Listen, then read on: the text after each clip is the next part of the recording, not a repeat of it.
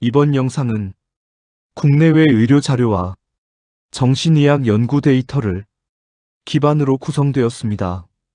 여러분, 혹시 이런 말 들어보셨나요? 췌장암은 조용한 살인자다.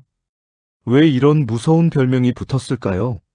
진료실에서 가장 안타까운 경우가 바로 이 췌장암 때문에 찾아오시는 분들입니다.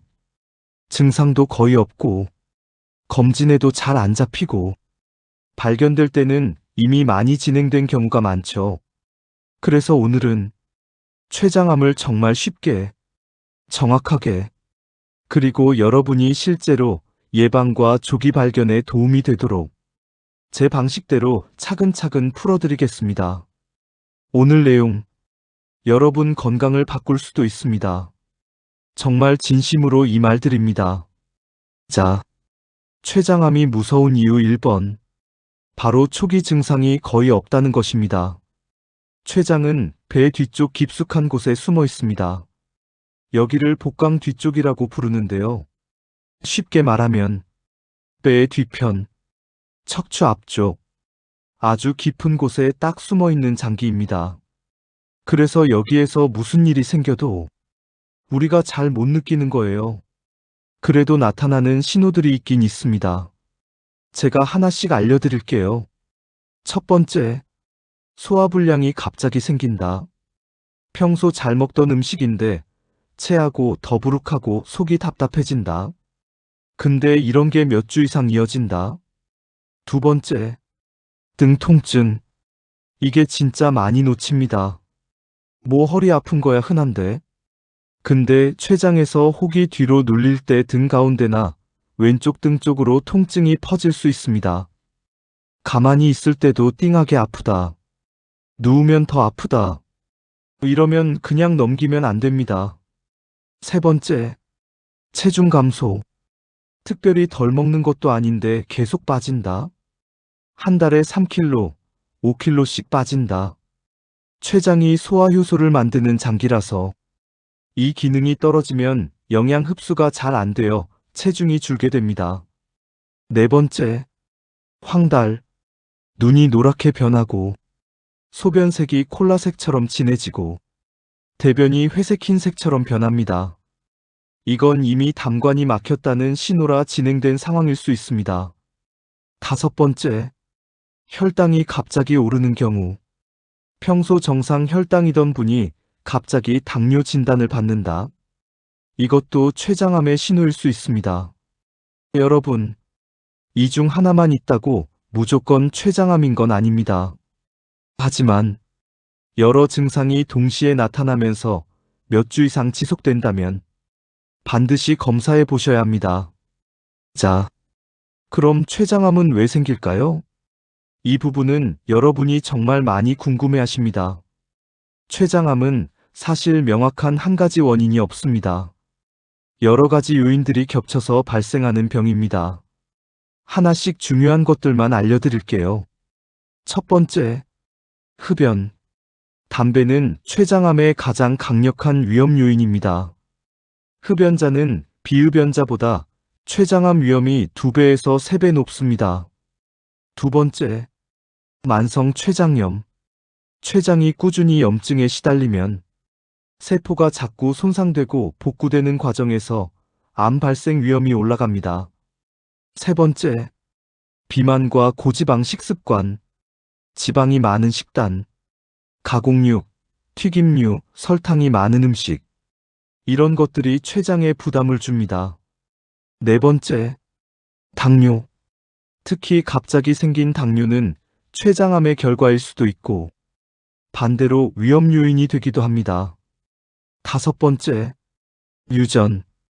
췌장암은 전체의 5%에서 10% 정도가 가족력과 관련됩니다. 여섯 번째, 나이. 50대부터 70대에서 가장 흔합니다. 여러분, 어떤 위험 요인이 있다고 해서 반드시 암이 생기는 건 아닙니다. 중요한 건 여러 위험 요인이 겹칠수록 위험이 높아진다는 사실입니다. 진료실에서 자주 마주치는 상황을 예로 들겠습니다. 물론 개인정보는 모두 변경하고 설명하기 위해 재구성한 내용입니다. 첫 번째 사례. 60대 남성분. 평소 건강했고 일도 열심히 하시던 분입니다. 한 달 사이 체중이 5kg 정도 빠지고 왼쪽 등 쪽이 묵직하게 아프다고 하셨습니다. 처음엔 단순 디스크라고 생각하고 한의원, 정형외과를 돌아다니셨어요. 근데 통증이 계속되는 거예요. 그래서 결국 복부 MRI를 찍었고 췌장에 3cm 종양이 발견됐습니다. 두 번째 사례. 50대 여성분. 갑자기 혈당이 막 오르기 시작했습니다. 그래서 당뇨가 왔구나 하고 약을 드시기 시작했는데 체중이 계속 빠지고 피로가 쉽게 오고 소화가 안 되고 이상해서 CT를 찍어보니 췌장암이었죠. 세 번째 사례. 황달이 생겨 병원에 오시는 경우 소변색이 너무 진해지고 피부가 노래져서 오시는데 이때는 이미 암이 담관을 막아 진행된 경우가 많습니다. 여러분, 여기서 중요한 건 조기 발견이 어렵다는 것이고, 그래서 작은 변화라도 이상하다 싶으면 그냥 넘기면 안 된다는 겁니다. 많은 분들이 췌장암은 치료가 거의 안 되는 병 아닌가요? 이렇게 물어보십니다. 하지만 의학은 계속 발전하고 있습니다. 분명히 알려드릴게요. 췌장암 치료는 크게 4가지입니다. 첫 번째, 수술. 가장 확실한 치료법입니다. 특히 종양이 작은 조기 단계라면 치료 효과가 매우 좋습니다. 문제는 발견 자체가 늦는 경우가 많다는 것. 수술 방식 중에서 유명한 것이 휘풀 수술이죠. 췌장 머리 부분과 주변 장기를 함께 절제하는 대수술입니다. 하지만 요즘은 훨씬 안전하게 많이 시행되고 있습니다. 두 번째, 항암 치료. 이건 수술 전후 모두 사용됩니다. 요즘은 항암제가 과거보다 훨씬 좋아져서 생존 기간과 삶의 질을 많이 개선해주고 있습니다. 세 번째, 방사선 치료. 수술이 어렵거나 통증을 줄이는 목적 등으로도 사용합니다.